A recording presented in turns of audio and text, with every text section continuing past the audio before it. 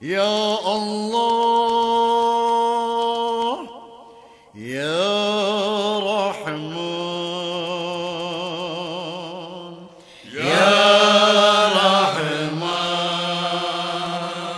وذكر بعضهم أنه كان لي ولد من أحب الخلق إلي وكان ذا عيبة وديانة فقتله ابن الوزير ظلما وعدوانا فطلبت ثاره فلم يأخذ لي أحد وجعلت أسأل الله تعالى بأهل بدر صباحا ومساء وأستجير بهم في أخذ الثار حتى ضاق صدري فايست من أخذ الثار وبينما أنا نائم ليلة من ليالي إذ رأيت في النوم رجالا في هيئة سنية وحالة مرضية وقائلا يقول هلموا يا أهل بدر.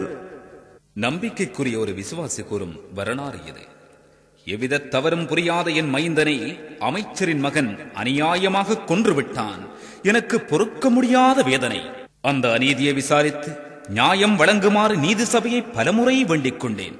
அமைச்சரின் மகன் என்பதால் சலுகை காட்டி வழக்கை அப்படியே மூடி மறைத்து விட்டார்கள். என் ஆத்திரமும் வேதனையும் அடங்கவில்லை.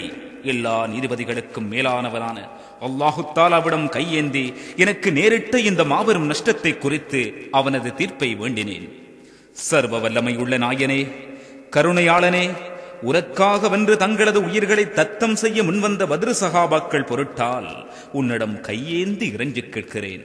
எவ்வித குற்றமும் மற்ற என் புதல்வனை அநியாயமாக கொன்றவனை தண்டிப்பாயாக என்று இரவு பகலாக உள்ளம் முருகி இறைஞ்சி வந்தேன். ஒரு நாள் இரவு நான் ஒரு சொப்பனம் கண்டேன். ஆஜானு பாகுவான போர் வீரர்கள் அணிவகுத்து வருகிறார்கள். பத்ரு சமர்க்கள மாவீரர்களே வருக வருகவென ஒருவர் அவர்களை வரவேற்கிறார். சுப்ஹானல்லாஹ், இவ்வெளில் படைத்த பராக்கிரமசாலிகள் நாம் பத்ரு சஹாபாக்களா என வியந்த வண்ணம் அவர்களை பின்பற்றி செல்கிறேன். எல்லோரும் ஓர் உயர்ந்த தளத்தில் அமருகிறார்கள். மனிதர்கள் பலர் அவர்களிடம் சென்று தங்களது பிரச்சனைகளை எடுத்து கூறுகிறார்கள். அதற்கான பரிகாரத்தை அந்த வீர பெருந்தகைகள் கூறுகிறார்கள். நானும் அவர்கள் சமூகம் வந்து எனது புதல்வன் அநீதமாக உயிர் வாங்கப்பட்டதை எடுத்து கூறி பரிகாரம் தேடுகிறேன். அவர்களில் ஒருவர், இவருக்கு அநீதம் புரிந்தவனை இங்கு கொண்டு வந்து தருவது யார் என உரத்து முழங்குகிறார். நேரம் அதிகம் கூட கிடக்கவில்லை. என் மகனை கொலை செய்த அமைச்சரின் மகன் அங்கு கொண்டு வரப்படுகிறான். அவனை கீழே அமரச் செய்து என் கையில் கத்தியை தந்து உன் மகனை கொன்றதற்கு பதிலாக இவனை பரிதித்துக் கொள்வீராக என்றார்கள். நானும் அதுபோல் செய்கிறேன். இப்படி சொப்பனம் கண்டேன். காலையில் நான் தூக்கத்தில் இருந்து விழித்த பொழுது அமைச்சரின் மகன் இரவில் கடுத்தறுக்கப்பட்டு இறந்திருக்கிறான். அறுத்தவர்கள் யாரென்று தெரியவில்லை என்ற செய்தி ஊருக்குள் காட்டு தீ போல் எங்கும் பரவிக் கொண்டிருந்தது. يا من به على الغدا ومن بهم الهدينا قل راضيا مرتجدا يا أهل بدر شهدا يا من به كرب وغم وجل قطب مدليه قل راضيا وقتهم يا أهل بدر شهدا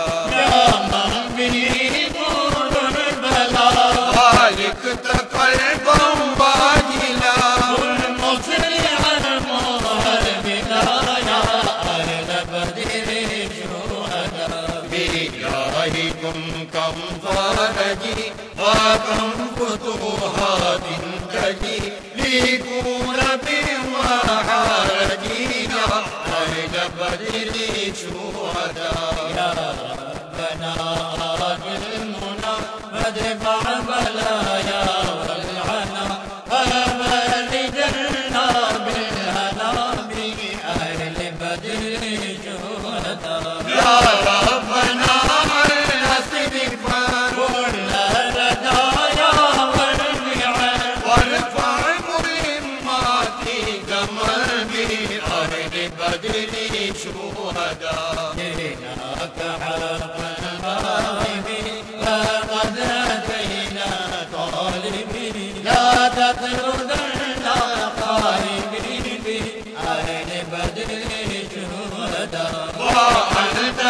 رب العالم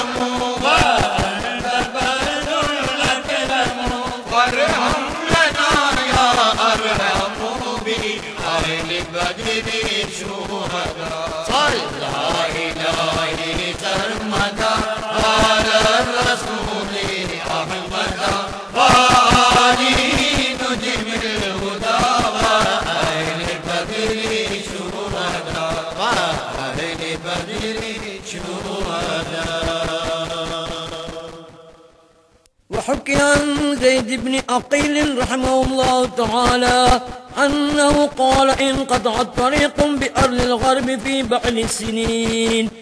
மேலை நாடுகளுக்கு செல்லும் ஒரு அகன்ற பாதை நெடுங்காலமாக பிரயாணிகள் அவ்வழியில் செல்லாமல் அது கைவிடப்பட்ட நிலையில் இருந்தது. துஷ்ட மிருகங்கள் அவ்வழியில் அதிகம், தவிர வழிப்பறி திருடர்களும் அவ்வழியில் அதிகம். ஒரு நாள் அவ்வழியில் ஒருவர் வந்து கொண்டிருந்தார். அவரோடு ஒரே ஒரு பணியாளை தவிர வேறு யாரும் துணைக்கில்லை. ஆனால் ஏராளமான சரக்குடன் வந்து கொண்டிருந்தார். இது எங்களுக்கு பேராச்சரியத்தை ஊட்டியது. அவரை அண்மித்து நாங்கள் பல கேள்விகள் கேட்டோம். அப்போது அவர் தன் விருந்தாந்தத்தை விரித்துரைத்தார். ஒரு வழிப்பறி கொள்ளை குழுவினருக்கு தான் தலைமை பதவியை ஏற்றிருந்தேன் என்று கூறினார். சரக்குகளுடன் எந்த வியாபாரியும் வந்தால் எங்களது உளவாளிகள் எங்களுக்கு தகவல் தந்து விடுவார்கள். நாங்கள் பாய்ந்து சென்று அவர்களையும் கொன்று அவர்களது பொருட்களையும் கொள்ளை கொண்டு விடுவோம். இதுவே எங்களது விளக்கமாக இருந்தது. ஒரு நாள் சில வியாபாரிகள் இவ்வழியே வருகிறார்கள் என்று எமது உளவாளிகள் வந்து கூறினார்கள். நாங்கள் வழிப்பறைக்கு தயாரானோம். அந்த வியாபார கும்பரை எதிர்த்து அவர்களின் பதின்மரை கொன்று விட்டோம். அதன் பின் அக்கும்பரின் தலைவனை சந்தித்தோம். வியாபார சரக்குகளை எல்லாம் எங்களிடம் தந்துவிட்டு திரும்பி பாராது ஓடிவிடுங்கள், இல்லையானால் வெட்டுண்ட பதின்மரின் கதிதான் உங்களுக்கும் என்று பயமுறுத்தினோம். அதற்கு அத்தலைவர் மிக அமைதியாக, எங்களுக்கு ஒரு துணையாக பத்ரு சஹாபாக்களை அல்லாஹ் தந்திருக்கிற பொழுது எவ்வாறு எங்களது பொருட்களை அபகரிக்க உங்களால் முடியும் என்றார்.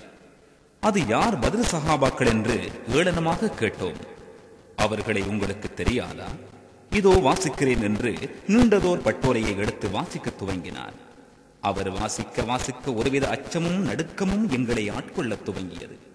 மிக பிஸியாக செல்லும் பிறவிகளில் அமர்ந்து சுத்த வீரர்கள் அணி அணியாக எங்களை முன்னோக்கி வருவதை கண்ணுற்றோம். வாயடைத்து போய் செயல் இழந்து நின்றோம். வந்த அதே வேகத்தில் நாங்கள் கொன்ற 10 பேருக்கு பதிலாக எங்களில் 10 பேரின் தலையை வாங்கிவிட்டார்கள். மேலும் எங்களை சுற்றி வளைத்துக் கொண்டார்கள். செய்வதறியாமல் நான் திகைத்து போய் வர்த்தக தலைவனிடம் ஓடிச் சென்று மன்னிக்க வேண்டினேன். அவர் சொன்னபடி தௌபா செய்தேன். அப்போது அணிகணியாக வந்திருந்த வீரர்கள் மறைந்து விட்டார்கள். அத்தலைவனிடம் பத்ரு சஹாபாக்களின் நாமாவளியை எனக்கும் கற்றுத்தருமாறு வேண்டினேன். கற்றுத்தந்தார். நானும் திருந்தினேன், மற்றவர்களும் திருந்தினார்கள்.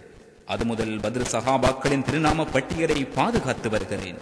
எக்கருமத்துக்கும் அதனையே வசீலாவாக்குகிறேன். எதற்கும் எனக்கு அச்சமில்லை, எத்தீங்கும் எனக்கு வருவதில்லை என்று கூறினார்.